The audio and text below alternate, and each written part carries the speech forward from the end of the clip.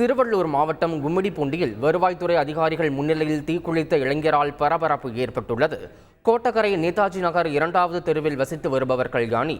இவர் வசிக்கும் வீடு வழிப்பாதையை ஆக்கிரமித்திருப்பதாக கண்டறிந்த வருவாய்த்துறையினர் வீட்டை அகற்றும் முயற்சியில் ஈடுபட்டனர். இதன் பாதுகாப்பு பணிக்காக போலீசார் மற்றும் தீயணைப்பு துறையினர் குவிக்கப்பட்டிருந்த நிலையில் வீட்டின் உரிமையாளரான கல்யாணியின் மகன் ராஜ்குமார் என்பவர் போதிய அவகாசம் கேட்டு அதிகாரிகளிடம் கோரிக்கை விடுத்ததாக தெரிகிறது. அதற்கு வருவாய்த்துறையினர் அனுமதி மறுத்ததால் ராஜ்குமார் தனது உடலில் மண்ணெண்ணெயை ஊற்றி நெருப்பு வைத்துள்ளார். இதனால் அப்பகுதியில் இருந்தவர்கள் அதிர்ச்சியடைந்த நிலையில் தீயணைப்பு துறையினர் அவரை மீட்டு மருத்துவமனையில் அனுமதித்தனர்.